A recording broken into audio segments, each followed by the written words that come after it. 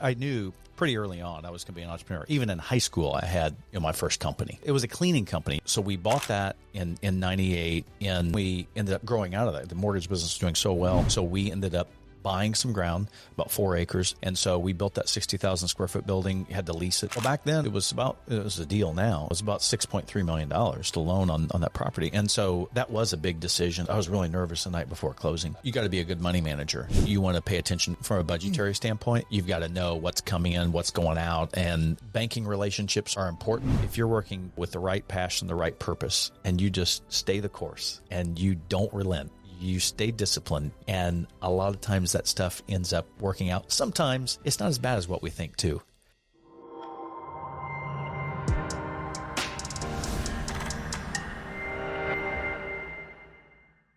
What's going on? Welcome to this week's episode of No Suits Allowed, and I'm really excited to share this guest with you here today. From what I know to be a serial entrepreneur and someone that's also been extremely successful in real estate and things that are probably going to be new to some of our listeners because, as you know, I'm of the industry of home exteriors and commercial exteriors. This particular individual that we're going to have on the show today is not necessarily tied in only to that. I'm sure he has some knowledge and experience in that, but is really more so on the mortgage and real estate side now. And then, of course, has grown into a multitude of different businesses. So happens to be related to a previous member of the show.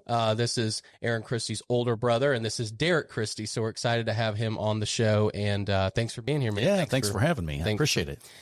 Thanks for joining and being willing to share your story and get into all the things of No Suits Allowed, which is to talk unfiltered voices of entrepreneurs and business leaders. And I'm sure you have a story, so I'm excited to get into it because I don't know too much about you other than you're Aaron's brother, and Sure. You are, from what he says, the more impressive brother. So I'm sure that you'll live up to that expectation today. Just in the few minutes I spent with you, just off the top, I know. It's funny whenever someone enters a room and they have, they kind of have, and I don't mean this disrespectfully, I mean this in a good way. Like, you can tell he takes care of his body, notice he takes care of his mind, has, family, had been successful in business, and you're immediately drawn to like, okay, how does all of that come together? And I'm, I don't, other than speaking with you for 15, 20 minutes outside the room, don't know anything about you really other than, some of the highlights, obviously. So hopefully today we can get into more of the conversation of just what has built you and what has been your journey through all the phases, early entrepreneurship into where you are today.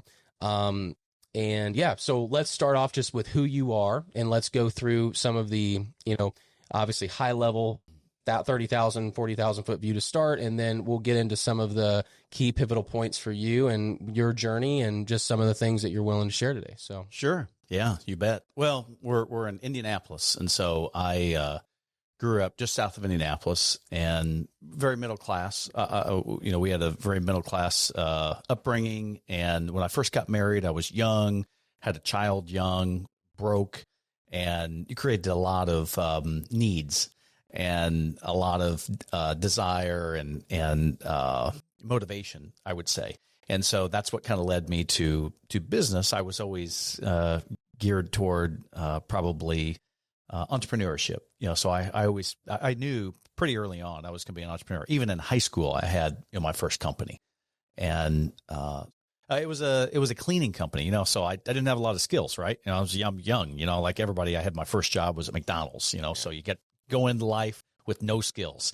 But then, even there, like I had some little management role, I had some responsibility is good. And then, through a friend actually at that McDonald's, we started a cleaning company together. Cool. And so then, we ended up hiring people. You had to start paying payroll taxes and all that. And so you start the fundamentals of business. And so, all of a sudden we had, 10, 20 people, working for us and, are 18 years old. And so we did that for a couple of years, and then we actually sold the company, not for like a retirement sum, but enough to pay off any bills and walk away with a little change in your pocket. That's good. So it was a good experience. So that was kind of the first entrepreneurship. Then I got a real job, like corporate America job. It was at Prudential Insurance Company, and so I only worked there for a year. I liked financial services, and so it gave an inroad working there. I went and got my life and, health insurance license. I got my property and casualty insurance license and my Series 6 and 63. So I could, do mutual fund investments, that kind of thing. So that's when I learned, I was like, I really like financial services. And so then that led into, after about a year, it's like, well, this isn't particularly a fit because it wasn't entrepreneurial enough. Then I started Approved Mortgage. And so immediately thereafter, started to Approved Mortgage in the early 90s. And the mortgage, lending was just like peas and carrots. It was a great match for me. And so I've been doing that ever since. That's one of the companies that we've had ever since, the last, 32, 33 years. Yeah. Yeah. And then the pivot into real estate from being in the mortgage business. And you said you still are doing the mortgage, you still own that AMT. And yeah, I think Aaron had mentioned that you, you're one of the most well-respected mortgage lenders in this area of the country in Indianapolis. So, we survived '08. Oh yeah, we are one of the few. What is that something that you like? Have you sold off equity, kept those? But you now have, I'm assuming, full-time operators and people that run that. Okay. And then now your full-time focus is or at least the majority of your focus is in real estate. It's very splintered. I haven't quite figured that out yet because it changes every day, every week, like where you spend time, but it's still very involved in mortgage, also in real estate. So because of the mortgage, I ended up learning a lot about real estate because I'm financing it all day long, generally homes. Now today we do some commercial lending, SBA lending.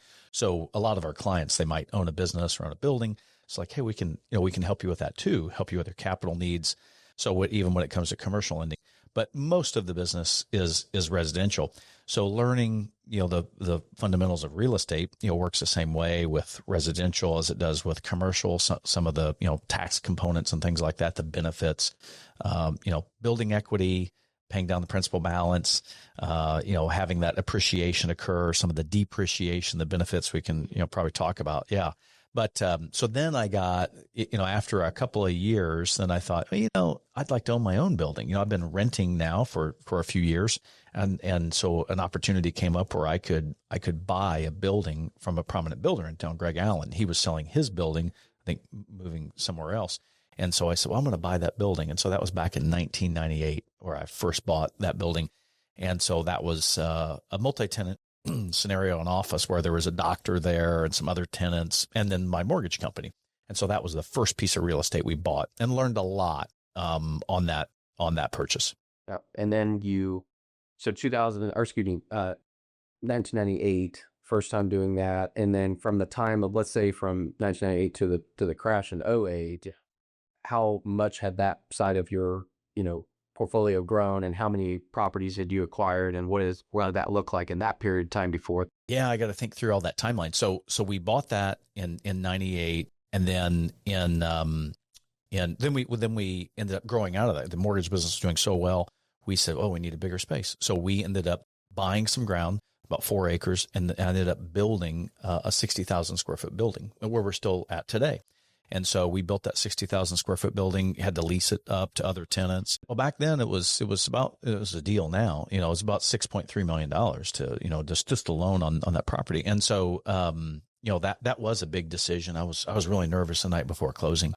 And so I was like, wow, I'm signing off on this. And so, yeah, I was, kind of all in, committed.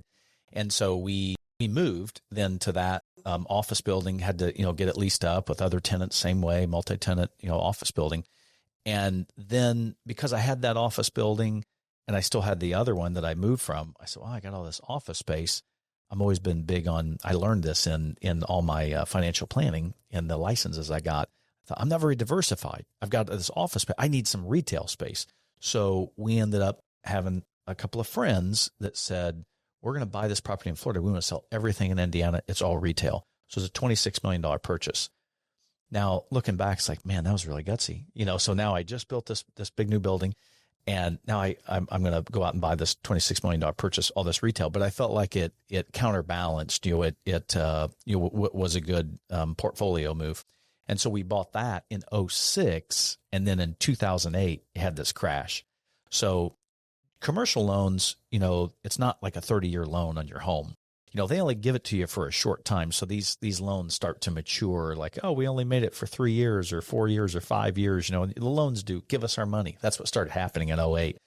So all the banks in town, not because we defaulted, they just matured, and they're like, hey, our balance sheet's weak as a bank. We want our money back.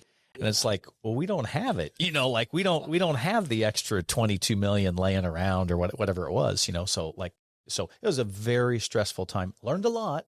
You learn a lot through stressful situations, but then you learned how to toughen up, when it came to talking to your lender and having a tough talk and saying, well, we're at a crossroads here. How did you navigate that? Through that process? I mean, you don't have to get into all the specifics, but I mean, did you communicate with them different terms or negotiate things, or like, did you happen to take on an investor that could? It was funny. Here's one way he did it was good cop, bad cop. Okay. I'm more the better. I'm the good cop, So I had a partner. He plays a bad cop well. So I remember, I won't name the bank, but a bank that we owned the bank building, and we had a loan on that bank building. It just so happened with that same bank. And so, how interesting. Oh, it was very interesting. So they were threatening us and saying, well, we're going to take the bank, because this loan's matured. You need to pay us off like every other lender. So the answer had to be no. Okay. Yeah. So just to clear this up. Yeah. The bank, you own I own the property. Bank's paying you they're your tenant. Yeah. They own the mortgage though, and then they're threatening to take the property. This was the perfect good cop, bad cop situation. So the bad comes in and says, oh, that's it. This is going to be a great news story. Local business owner, has, bank, property ripped away, by that bank, and foreclosed. What a story that was. But that's what they threaten you that, like, hey, we're going to foreclose because this loan's mature. And they're right. Contractually, it's true. Now, normally banks renew the loan. Sure. So that was a very harrowing experience going through that financial crisis, that liquidity issue that we had in the country. But we did the right, you can't deplete. You've got to keep fresh powder, as I always say. You've got to keep cash on hand. And so we were smart to say no. Even we had some money in the bank. We said, well, we can't, because then we topple the whole thing. So we were stuck to our guns and said, no, if you work with us, you got to renew the loan.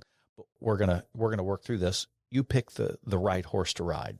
And we did it. We made it. Now, in a couple scenarios, some of the banks didn't work with us, and they're like, no, it's called a forbearance agreement. And they're like, well, we're going to force you, it's not really a foreclosure, we're going to force you to sell. And so a couple of the properties, it was unfortunate, but we lost the property. They forced us to sell. But you tend to, what I find in life is you focus on the positives. You go, well, you can't focus on, oh, I lost that property, love that property, lost that property, but I still had 90%. Of everything we owned. So it's like, you know what, it's not so bad. And that property was kind of a dog for several years, to be honest.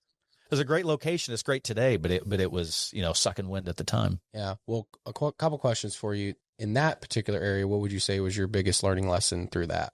If you had to take like one lesson away from that era, what would it be? You got to be a good money manager. You want to pay attention from a budgetary standpoint. Financially, you've got to know what's coming in, what's going out, and banking relationships are important. Yeah. They can be your friend, and they can also be your foe. So we learned that. So the relationship, there's some banks we wouldn't do business with today because they're just, I don't think they're a partner. And that ties into the second question, which is the money philosophy now. And I'm assuming a lot of that came from that era too, of like knowing that 08 happening again is with all of the changes and all the things probably highly unlikely, but still doesn't change the fact that you want to manage your money a certain way and make sure that you, like you said, you want to keep some gunpowder, however you referred to it. When you look at that, when you say the world of private equity or mergers, acquisitions type stuff, it's like, hey, you want to see at least 6 months of cash on hand. A lot of times that also should tie into your personal balance sheet too. Like you should have, and I'm a big believer, like on your personal balance sheet and your business balance sheet, you should be having at least some level of 6 months OPEX reserve, whatever the case may be. My question is like, how do you look at that? Like, are you of that belief, or do you feel like you should be more cash rich or less I mean, like, what is your philosophy on all of that? That's a good point. I would say the approach on that is, number one, at the time, they were more aggressive, which kind of got us into that trouble. We were borrowing 80%. Today, a lot of properties that I'm financing, we're borrowing 65%. That makes a difference. That little bit of margin is, if you have some tenant loss, you have some cash flow, reduction, you can make it through. But it creates a lot more pressure if you've got a high loan to value. And so today we're below 50%. On everything we own, even the new stuff we bought all melted together. The global portfolio we have. So it's less than 50%. So, we could lose a lot of tenants. We're still good. And after going through that experience, I realized how important having that cash reserve was. So every company has corporate reserves. Every property has corporate reserves. Personally, I have I have reserves as well. So then that also, if it does happen, which it could happen again, then you're ready to weather that storm. If they came to me today and said, "Hey, we need you to pay this loan off," I'd still say no, even with all those corporate reserves, because you don't want to change you don't want to change that strategy. What is a very stable? We have a very stable business, very diversified business. We've got financial service companies, we've got real estate companies, and it's very stable. And I wouldn't do anything to jeopardize that, because it would put all the other lenders in jeopardy and harm, as well as, ourselves. Yeah. I know a lot of guys that say they want to like get rid of their cash. That's why I think I asked that question. You mentioned you have a property down the street from Grant Cardone down in Florida or whatever it is. And like, I know one of the gurus on the internet that's public. Cash is trash. Cash is trash. Cash is trash. Always trash.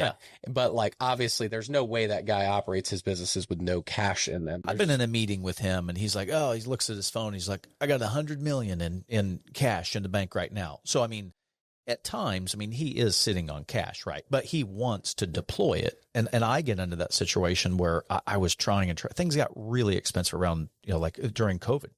And so I actually invested in some of his properties. I did 10 different funds with Cardone. And because I was wanting to deploy some millions of dollars and you go, man, everything's too expensive. And so I did some limited funds. And so where I was a limited partner, today I'm the general partner. And we do syndicated deals, so where investors invest with us. So our returns are probably much better than what I would get in those limited funds, but I couldn't get deal flow. I couldn't find anything to invest in. Yeah. Do you, though, have some sort of overarching, when you say the strategy, and again, I'm not trying to get any of the IP or into the weeds of that, but just like, is it hey, you should always have, I know I'm talking very macro terminology here, but is it like, I would always want to make sure that I've got, in what I own in my real estate and 10% of cash or 25% of cash, whatever, what, just so that you're in a position of like, if notes get called or worse comes to worse, like, is there a particular strategy that you follow? Like, obviously you have it all put together on a variety of balance sheets and making sure you're equity positive and all these different things. I'm saying, is there a specific like rule that you follow with that, or with some of the things, like I said, like I always have 6 months on or 12 months on, like, is there anything that you particularly follow, or is it a mixture depending on the business? Yeah, it's probably not that steadfast, because each one, it's a little bit different depending on the type of company and maybe so we've got some real estate companies. So all of our entities, we have some over 30, I don't know how many entities we have, but 35-ish, something like that. So every property is owned by a different entity. And so we keep cash reserves in there. So, a larger property, we might have $500,000 in cash reserve. A smaller property, we might only have, $100,000 in cash reserve. So it depends on the size of the asset. And then now, like our mortgage company, we're a HUD lender.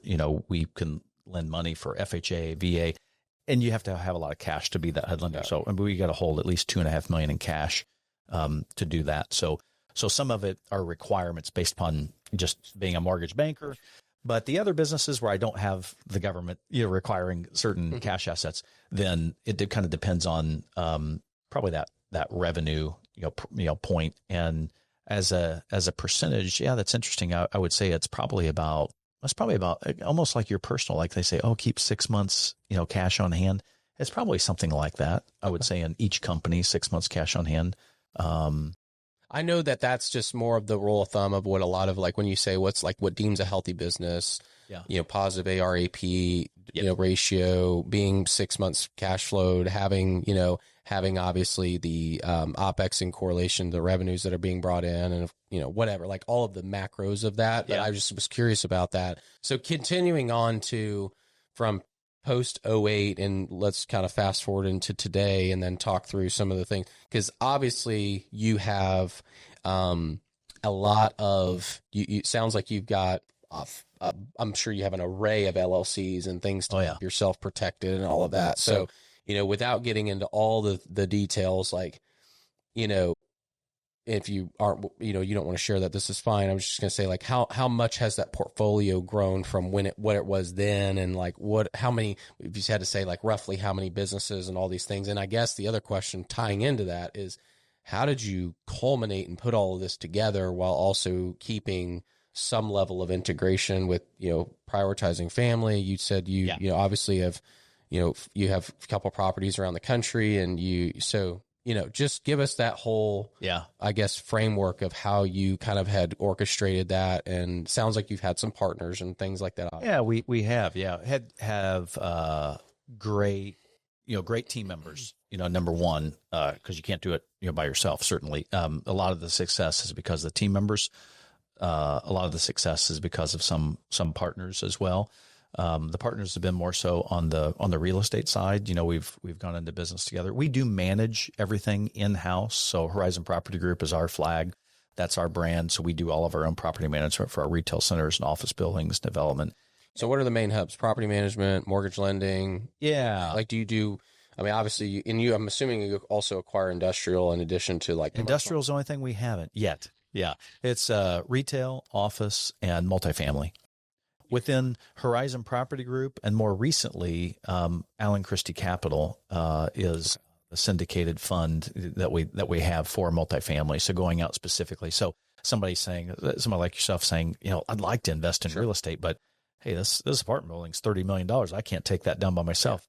Well, hey, let's go in together and diversify. And so we create an investment vehicle where people can go in and invest money. They can get, tax deductions, tax breaks back out, depreciation. They can get, free cash flow. We're going to distribute, cash to them on a quarterly basis. And then inevitably when we go and exit and we sell that for a multiple, then there's going to be proceeds at the end there, hopefully always a, 2x or higher on the sale of that asset.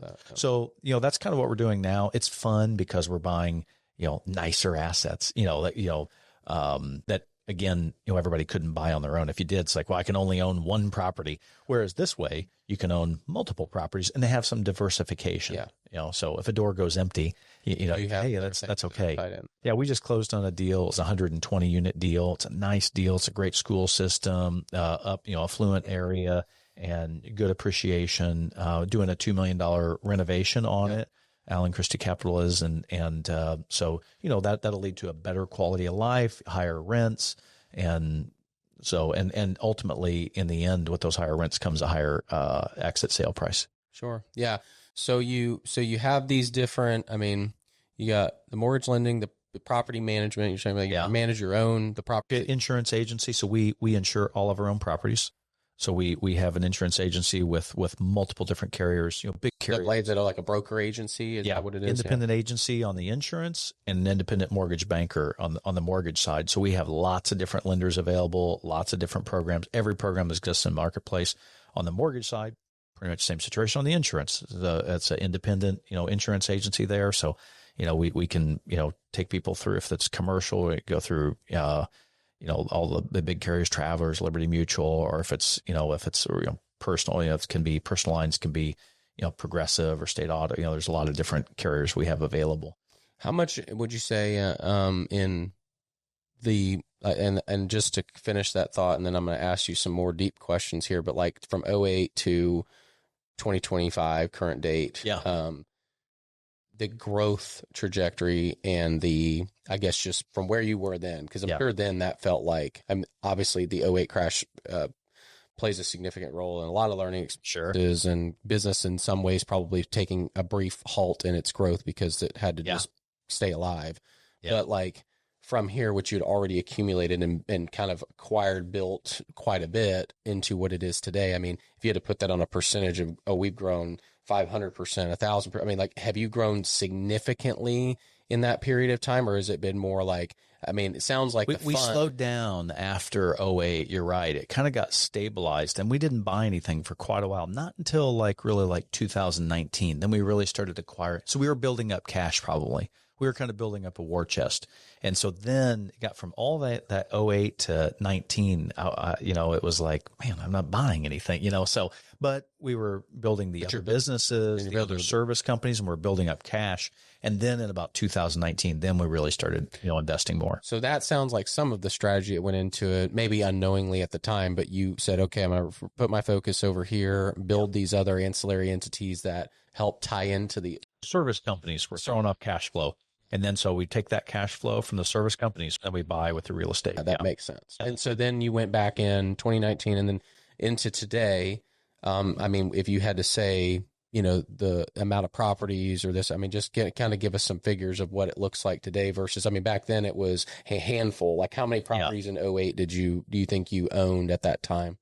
We probably had maybe 8. I would say 8. And then now, we have probably it's probably around 17 or so. Okay, like that's maybe doubled in that. It's doubled in that time, but in the process, building these other ancillary entities and service based. Yeah, back then we didn't own the insurance agency. Yeah, that's new. Did you do that by acquisition, or did you do that through? Most of them we've started from scratch. Yeah, okay. Yeah. So then, how other than good people, good partners, and all the things that have to be tied into building a good business, which you talked about on the show previously, some of those methodologies, when you were like, hey, I'm going to put my focus over here, whatever, like, did you primarily put your focus to one thing, or did you stay high level with all of them and have people appointed that were operating it? How did you coordinate that? I think that's really important for the audience. I think you definitely need to have a successful company. Like for me, the more you don't want to be like, oh man,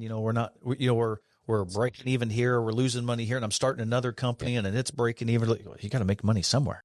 And so the mortgage company, I really focused in on it in the very beginning, got it to the point where it was profitable. Then I had a core group of people, good management staff, that business was running successfully. It then allowed me then to invest in real estate, to start to do other things because I had, a good foundation. Yeah. But if you don't have a good foundation, I would say, as much as I'm like a serial entrepreneur, like start this business, that very business, don't do it until you've got one that's profitable. Yeah. You've got to have cash flow somewhere. You got to live, you got to eat. Yeah. So number one, you got to get that taken care of first before you can think about like, oh, I want to, even though you get shiny object, something. And I'm oh no, I've had that happen to me. Yeah. Where, something went really well. I think I shared that before the show. It was like I had something that went really well, then sold it off, then try to start new. And in my mind, I was still here with the thing that was the mothership. Right. And then I was like, oh, well, let's deploy it here. And then I still focused primarily in on the consulting business, but then I had other things, but the consulting business still needed to grow its legs and be mature enough. And so I know that that's a story that many folks get caught up in, especially ones that ride the wave. Some, very few entrepreneurs, and the stuff we're going to get into next is like very few have the upward trajectory that is just maybe little tiny small dips and always going up, right? Yeah. Very, very few do. Obviously 2008 is some of those external factors that you can't control that deterred your situation a little bit, but then you get back on track, whatever. But in a lot of situations, even without economic conditions, it's things go really well. I know it wasn't not my situation. My situation wasn't like this because I am more of a financial guy and know the numbers of my business and have a lot of that under control. But a lot of people, they just see the money in the bank. They just see things going.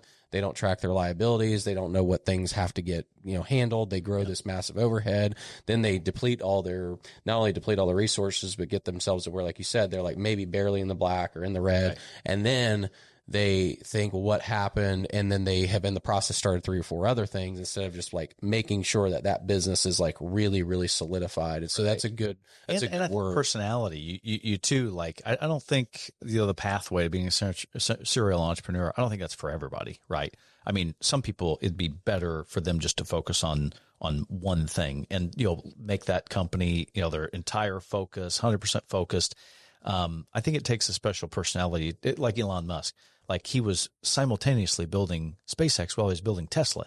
Like, that's risky, and people are like, hey, you should just, a lot of people on Wall Street said, you should just pick one, but I think with his personality, he can manage a lot of different things simultaneously. Yeah. But he's a unique individual. Not everybody would be, not very many people are like Elon Musk, but yeah. So that's the thing. I think you kind of have to take a self-assessment and say, okay, is this way too stressful? I tend to gain energy from it. And I like that fast pace, but for other people that might, send them to the hospital. Sure.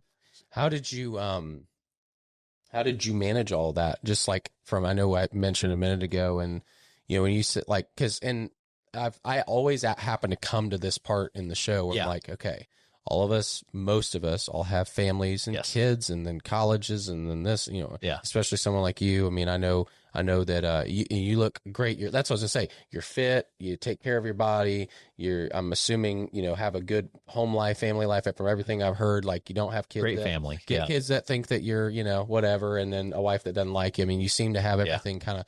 But not life's certainly not perfect. No, it's not. It's not. You got to keep working at it. People or someone like you has like it 100% figured out, because we're all learning. But what are the things that you learn the most, or how did you kind of keep all that intact through this journey? Because I know the things that you hear about, like Elon Musk. You mentioned that, like, way out of whack. That right? one thing, like, way out of whack, and the fact that, like, he might have a good mission, or he might have some, and maybe he's had some level of communication. No one knows. I mean, he lives his own private life, but like, there's always this tune of like, he sleeps in the warehouse, or this and that, and he doesn't have that, like, that relationship in balance or integrated. So I'm curious to know, what did you do, or what have you been conscious to do to keep that moving? And what are some moments where maybe you didn't have that going, or, anything you're willing to share? Yeah. I would say a few different books made a big impact on me when I was trying to figure all that out.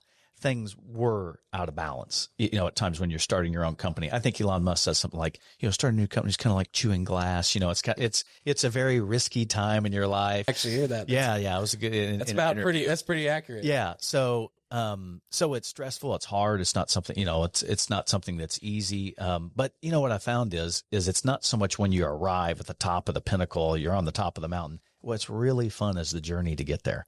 And so I look back fondly on that, but some things were out of balance. And so I think, probably for me, great lessons in there.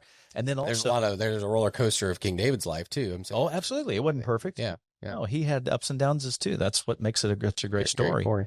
Stephen Covey wrote this book, 7 Habits of Highly Successful People. And it talked about kind of these silos, and they're never all even. And then I kind of forgave myself. I was like, I'm not taking care of my body like I should be. I was like, not spending as much time at home as I should, or, if I do this, I take, from the company or so sometimes there's certain seasons of life, and not every silo is exactly at like, 80% or, so sometimes certain time periods, one may be high, one may be low, but I today do a much better job of balancing, prioritizing my family, my physical fitness, my friendships. There's a lot of things, my faith. I mean, I try to be very disciplined in all those areas, but I realize that sometimes, I don't know if it's tax time, you're probably going to be spending more time, on administrative stuff. Maybe you don't normally want to do, but I'm not going to do that all year long. So sometimes in certain seasons in the life,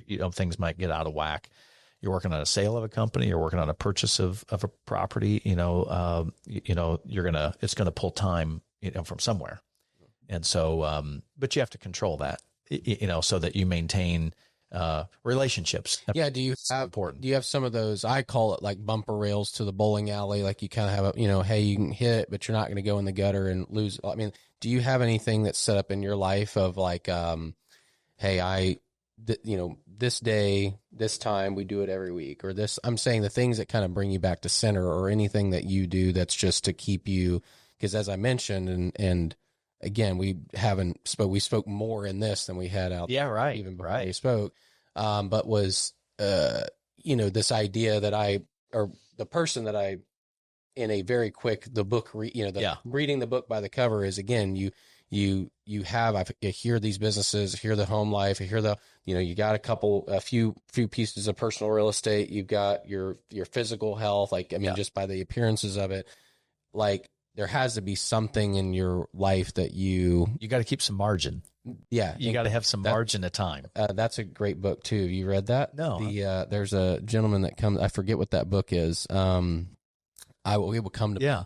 But anyway, there's a book that talks about building margin into your life. Yeah.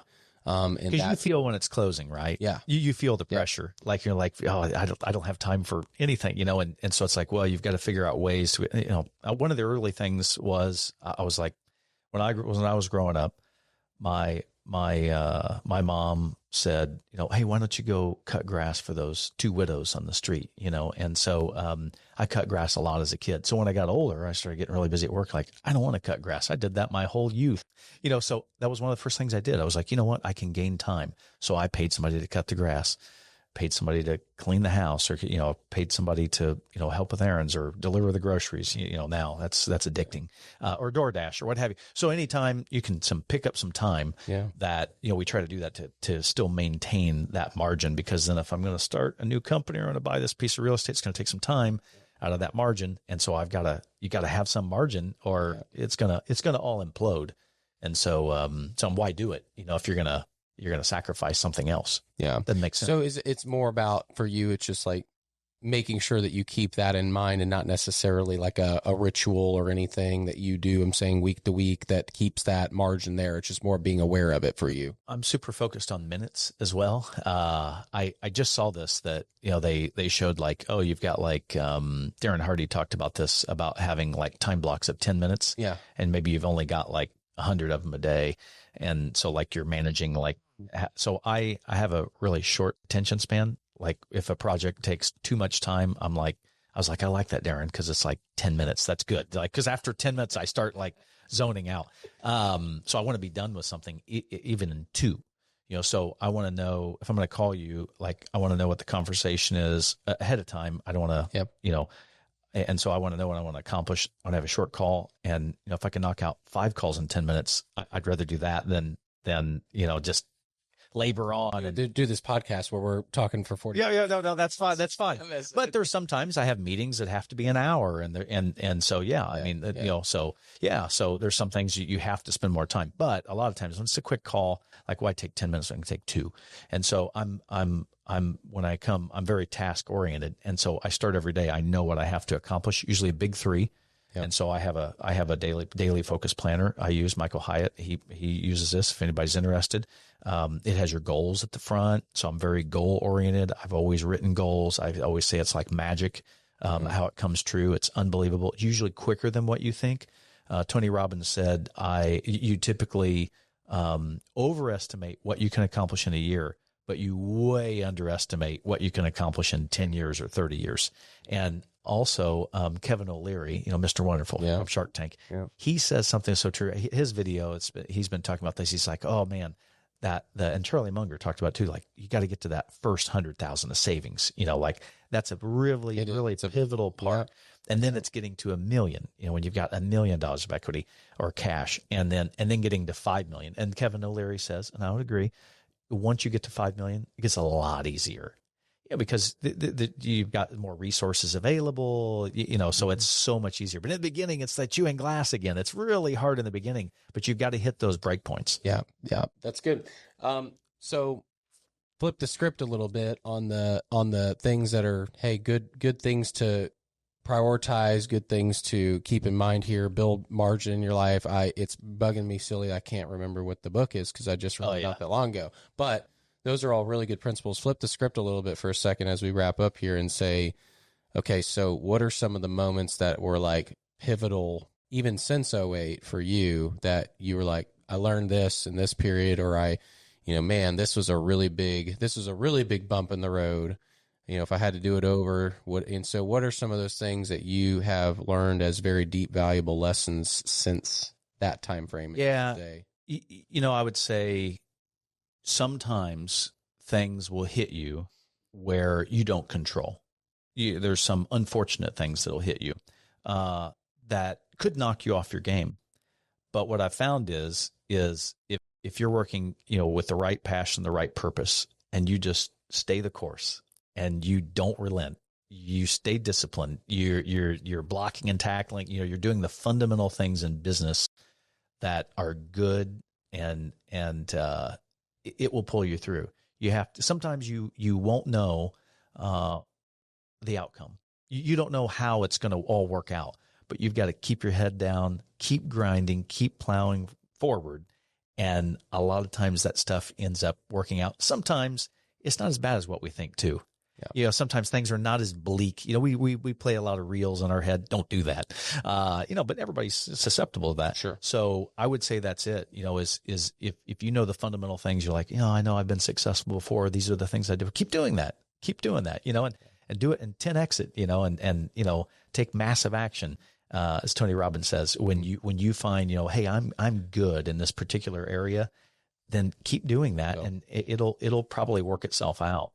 Yeah, there's a handful of things, like you said, severely overestimate 1 year, but underestimate in 10 years. And even some of the stuff you're mentioning here about just, the general consensus of it, just like not giving up, sticking with it. Yeah. And those things have been said, actually, it's funny, in previous episodes from other individuals, of just like, I think the overall consensus, especially for folks that have that story of like, you stayed alive in 2008 when a lot of people didn't. And then there's a lot of people that have still rebounded from going out, but now, obviously their story might look even more egregious in the way that they, their comeback story, if you will, of some things like that. And there's a lot of people I've interviewed that have had that like really, really, really deep, I'm in the pit moment, and then work their way back. And it's always seems to be a consistent thread of being just like, if you're good at something, you're working on the right stuff, you're not, obviously working on things that are ill-effective or is not within your skill set, and you double down and continue to just go, then, like you said, eventually like the reward comes to those that are putting forth one foot in front of the other every day versus landing the lottery, hitting it big. It's most of the time it's the one that's just like, you just keep trucking. And that's something that's kind of been a common thread. There's one other thing I'd say too. I think a little bit of me, and a lot of times people that are successful, it's still being that dreamer, being that dreamer that, you kind of have that dream, but a lot of the people say that didn't make it through 2008. Some of my competitors, they might've had more skill sets than me. It's not why they didn't make it. It's maybe just, I don't know, a little being that dreamer and just being tenacious, say, I don't care. I'm not going to give in. I'm not going to give up. Yeah. And so I'm just going to keep going. And other people go, why? I had one of my friends like during the 2008 time, he was just file bankruptcy. Just stop fighting it. He said, stop fighting it. I said, no, I'm going to fight it all the way till the end. And it worked out. Yeah. But I think a lot of people, they give up too soon. So don't give up, keep grinding. And a lot of times, it'll work itself out. And then when you see people on stages, that's a lot of times, what they say, like they didn't know how it was all going to work out. Yeah. I guess as we wrap up, you give us your final thoughts on anything you want to share and kind of leave the audience with. But like, was there a pivotal moment for you in your early entrepreneurial career, or even post 2008? I mean, I don't know when this occurred, where you were like, I'm onto something. I feel like was it when you hit, cause we all like, and that's even something that's been brought up before. It's like when you hit the first 100,000, cause it's true. When you hit the first 100,000, it's like, man, you feel more rich than you probably do. Oh, absolutely. Or whatever it is, you know what I mean? So the question is, I mean, I guess for you, what's the, what was the pivotal moment where you were like, I'm onto something, or you felt like you really came into your own as an entrepreneur? And then if there's anything you want to kind of leave the audience with as just final thoughts of just all the things we've discussed today. Yeah. I think, your expectations elevate once you hit that trigger, once you hit that milestone, and then so you keep adjusting, because they say something like, once you hit about $100,000 a year in income, your lifestyle doesn't tremendously change. You're like, you go to 1 to 2, 2 to 3, 3 to 4, 4 to 5, and because I speak this from personal experience, there's all it is the comforts of life. Like, right. You mentioned, and we have it too, like that was one of the things that we did, and I was very adamant to do to buy back some of our time, was we got a full-time nanny, babysitter, house sitter, right? And a lot of people, you mentioned something about, like, I know you have multiple properties, so I'm sure you have house sitting, but that was one of the things that we did. And all that to say, I think those things you can afford, like those little ads can certainly make a difference. But from a materialistic standpoint, it's the difference between, having the Apple Watch versus the Rolly, or the driving the whatever versus the Bentley or the Rolls, and a lot of people don't even do those things. Some people acquire watches or cars or whatever they're most passionate about, but it's not like a lifestyle. Like, you're not going to, you could still go out and eat every single night and really pretty much not break the bank. You could, there comes a point where it just doesn't make that much difference besides the comforts. And then, of course, like, you're not going to be flying private, or you're not going to like it, but those are it's not that much difference. And I try to tell people that all the time, you know what I mean? So I'm sure you feel the same way.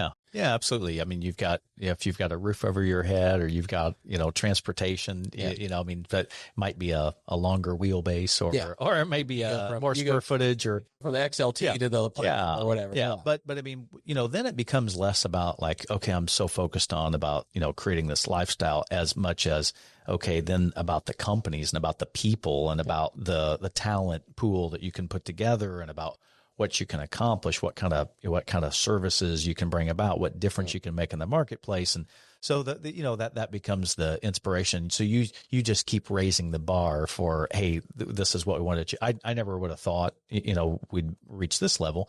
But I know we're capable of going well beyond where we are today, because we have so many more resources. Yeah.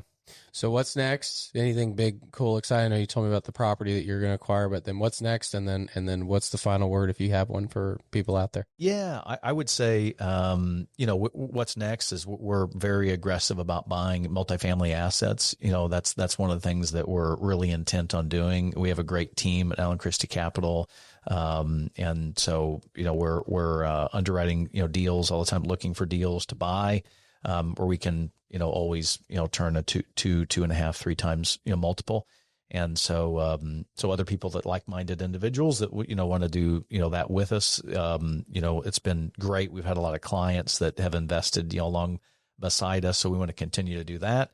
And then I would just say, if somebody, watching, if they would say, I don't know, if they feel like I've felt at times, you get a little burned out, or you feel like giving up, just keep grinding. Remember why you're doing it. Make sure it's for the right reason. Make your why, your passion. And if you got the right why, then it should give you the motivation to execute. And so keep at it, and always keep learning.